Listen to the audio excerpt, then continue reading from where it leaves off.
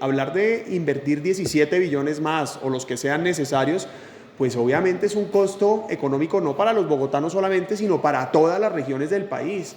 Es que valdría la pena decir, doctor Germán Blanco, que con los 17 billones de pesos que podría costar la propuesta del hoy presidente Gustavo Petro, se salvan el 100% de los sistemas de transporte público masivo del país. Esta sesión, ministro, señor gerente, tiene un objetivo fundamental, y es empezar a esclarecer esa incertidumbre, esas dudas que tenemos alrededor de esta discusión que obviamente está poniendo en riesgo el proyecto más importante de infraestructura del país y de Bogotá. A todos los bogotanos y a los colombianos nos sorprendió el pronunciamiento que hizo usted, que vuelvo, repito, evidentemente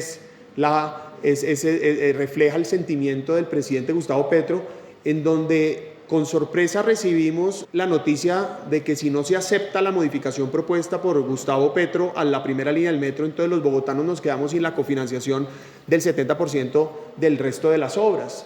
Aquí invitamos, David y yo invitamos al director del IDU, porque queríamos que nos dijera con claridad qué obras están en riesgo. Valdría la pena decir rápidamente que buena parte de esas obras que están en riesgo por esa, si se quiere, amenaza o posición del gobierno, son en buena parte obras que benefician a las personas de menores ingresos en Bogotá.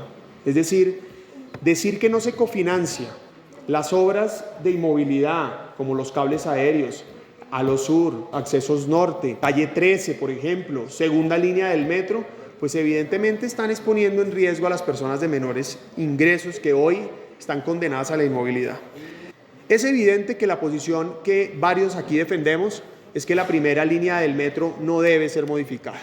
Y no debe ser modificada porque se corre un riesgo altísimo de pérdida de plata y de demora que hoy los bogotanos no creo estamos dispuestos a tener. Y eso me lleva entonces a preguntarle, ministro, hemos conocido, y bueno, yo tengo que decir que además yo hice parte de la administración que contrató esta primera línea, entonces tengo algún conocimiento que podría aportar a esta sesión. Pero hemos conocido que hoy el consorcio chino no tiene la experiencia necesaria para hacer metros subterráneos. Es más, aportaron toda la experiencia cuando fueron contratados de metros elevados que están haciendo por el mundo entero. Solo se encuentra, ministro, una pequeña experiencia de administrar un tramo de metros subterráneos de Xi'an Metro, pero no hay experiencia que se aporte para la construcción de metros subterráneos. Entonces yo le quiero preguntar a usted con claridad, ¿qué riesgos podría generar modificar un contrato en donde la firma o el consorcio contratado no presenta experiencia para construir este nuevo elemento? Segundo, ministro, parte del argumento que ha utilizado el presidente Gustavo Petro y sus políticos aliados, que dicen que el metro no se contrató en su momento con los estudios necesarios, que básicamente faltó los estudios, decían, de fase 2. Yo le quiero preguntar a usted concretamente, ministro, el metro, es decir, la línea 1 del metro, ¿se contrató sí o no con los estudios necesarios para ser contratada? Es decir, ¿o faltó algo? Tercero, el presidente Petro está proponiendo cambiar el trazado de la línea 1 por una opinión personal, porque a él le parece que el metro subterráneo es mejor que el metro elevado. No hay ninguna estructuración técnica, legal o financiera que llegue a esa conclusión. Nos está diciendo él que él considera que un contrato en ejecución contratado debe ser cambiado porque a él no le gusta. A mí me parece eso de la mayor gravedad. Entre otras pone en vilo la seguridad jurídica, pero en segundo lugar, ojo, por mucho menos, senador David Luna, hay gente investigada por la adición de Ocaña Gamarra.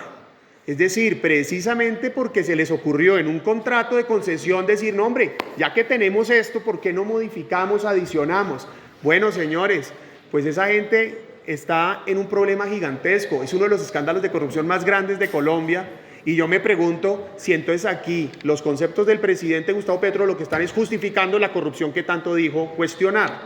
Ahora, ojo a esto, ministro, yo le pregunté al ministerio qué conceptos tiene el ministerio que justifiquen el cambio contractual, y me respondió que tiene solo conocimiento de un concepto, que fue contratado por la presidencia, no por el sector encargado, que era el Ministerio de Transporte, que es el de Enrique Gil Botero, ex magistrado y ex ministro. Debería haberlo contratado usted como jefe técnico de la cartera, no la presidencia.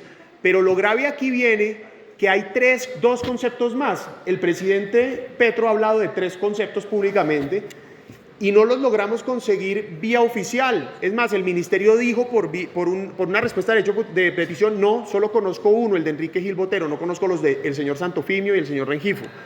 Nos tocó conseguirlos por los círculos interesados y particularmente por el Consejo de Bogotá y logramos obtener esos conceptos.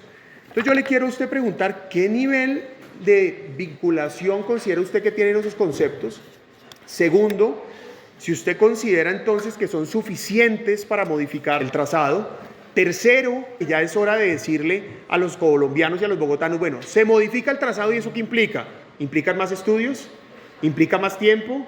¿O simplemente es decir, oiga, ya no construyan elevado subterráneo y nos vamos a demorar el mismo tiempo? Ahora el gerente Metro nos lo dirá, pero la operación está prevista para el 2028. ¿Qué va a pasar si se cambia ese trazado? Pero ¿qué es lo grave de estos conceptos? Y con esto termino.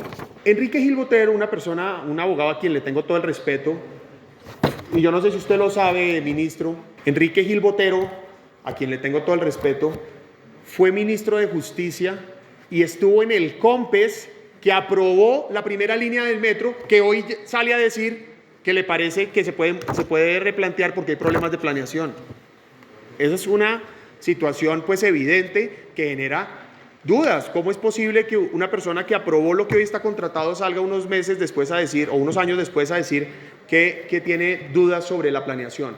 Lo segundo es que deja mucho que decir el argumento central de ese concepto, porque al final hay un consenso mayoritario de que el alcance y las especificaciones técnicas de un contrato hacen parte del objeto contractual. Es decir, aquí lo que están tratando de plantear con estos conceptos es que al modificar el contrato de elevado a subterráneo no se afecta al objeto contractual, pero las especificaciones técnicas con que se contrató, pues evidentemente hablan de un viaducto de 24 kilómetros. Entonces obviamente, pues ahí hay un riesgo de que sí se esté cambiando y hay un consenso mayoritario de los abogados en que eso sería un cambio de objeto contractual. ¿Pero a qué voy? Voy a decirle que hay una sentencia que no se menciona en ninguno de los 3 conceptos del magistrado Ibáñez que deja clarísimo, fue también mencionada por el exfiscal y el abogado Néstor Humberto Martínez, pero es una sentencia en donde deja claro que si se modifica el alcance de un contrato, debe haber un nuevo contrato. Es decir, usted no puede plantear, cambiar el contrato y decir que como ya había contratado una cosa, pues entonces le puede adicionar lo que usted considere.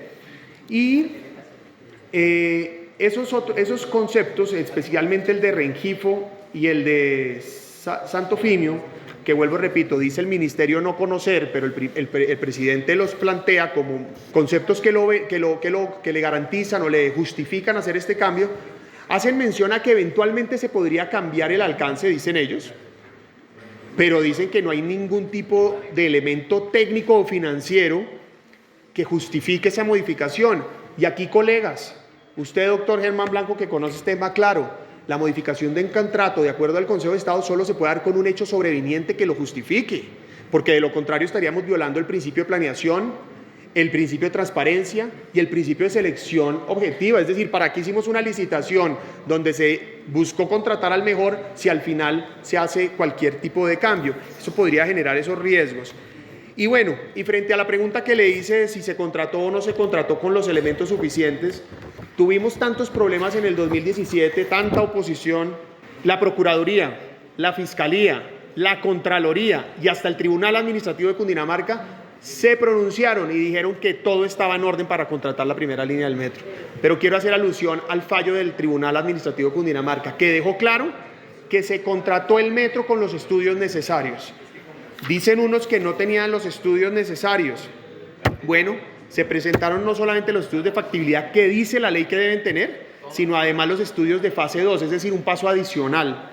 Y, pues como lo diré más adelante cuando hablemos con el gerente del metro, pues evidentemente estábamos en una etapa de planeación completamente superior a la que podría eventualmente estar en ese momento y ahora el metro subterráneo.